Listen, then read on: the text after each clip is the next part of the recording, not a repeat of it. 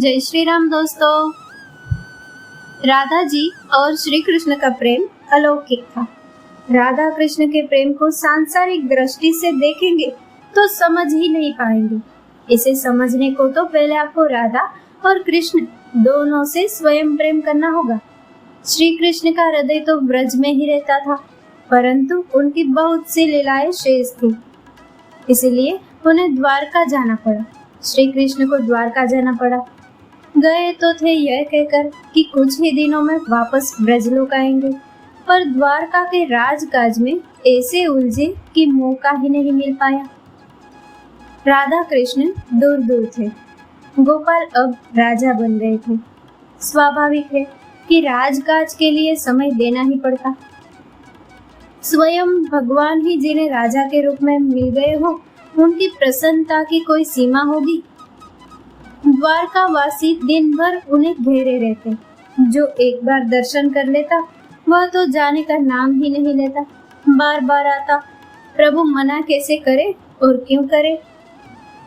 व्रत से दूर श्री कृष्ण हमेशा अकेलापन महसूस करते। उन्हें गोकुल और ब्रज हमेशा याद आता।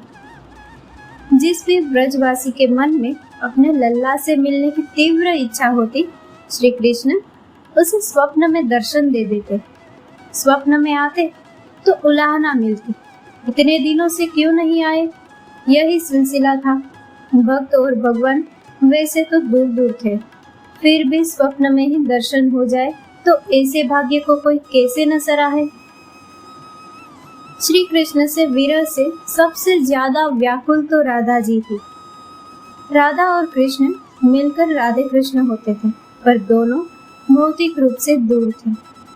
एक दिन की बात है, राधा जी सखियों संग कहीं बैठी थी। अचानक एक सखी की नजर राधा जी के पैर पर चली गई। पैर में एक घाव से खून बह रहा था। राधा जी के पैर में चोट लगी है, घाव से खून बह रहा है। सभी चिंतित हो गए कि उन्हें यह चोट लगी कैसे। लगी भी तो किसी को पता क्यों न चला। सबने राधा जी से पूछा कि यह चोट कैसे लगी। राधा जी ने बात टालनी चाहा। अब यह तो इंसानी प्रवृत्ति है। आप जिस बात को जितना टालेंगे, लोग उसे उतना ही पूछेंगे। राधा जी ने कहा, एक पुराना घाव है, वैसे कोई खास बात है नहीं, चिंता न करो, सूख जाएगा। सखी ने पलटकर पूछ दिया, पुराना कैसे मानो, इससे तो खून बह रहा है। यदि पुराना है तो अब तक सूखा क्यों नहीं। यह घाव कैसे लगा, कब लगा, क्या उपचार कर रही हो। जख्म नहीं भर रहा, कहीं कोई दूसरा रोग न हो जाए। एक के बाद एक राधा जी से सखियों ने प्रश्नों की जड़ी लगा दी। उन्हें क्या पता, जिन राधा जी की कृपा से सबके घाव भरते हैं, उन्हें भयंकर रोग भला क्या होगा।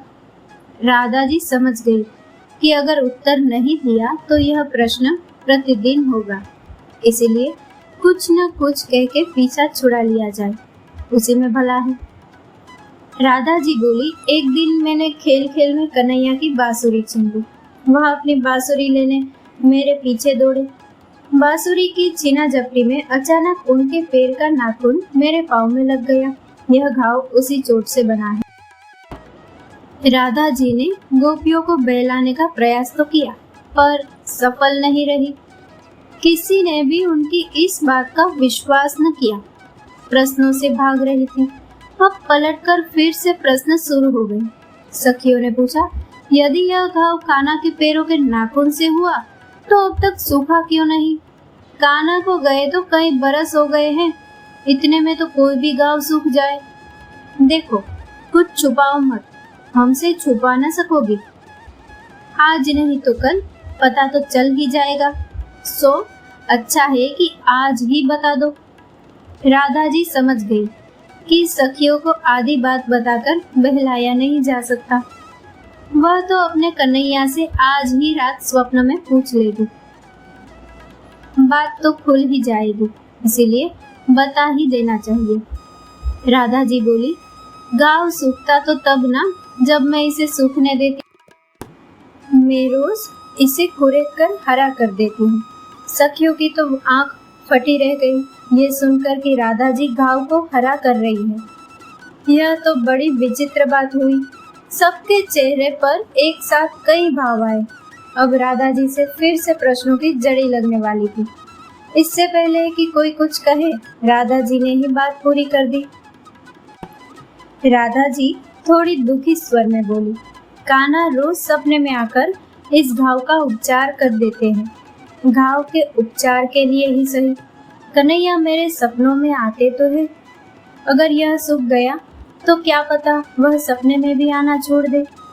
प्रभु द्वारका में बैठे सब सुन रहे थे। उनकी आंखों में आंसू भर आए। वही पास में उद्धव जी बैठे थे। उन्होंने प्रभु की आंखों में छलकते आंसू देख लिए। उद्धव जी हैरान परेशान हो गए। सबके आंसू दूर करने वाले श्री कृष्ण रो रहे हैं।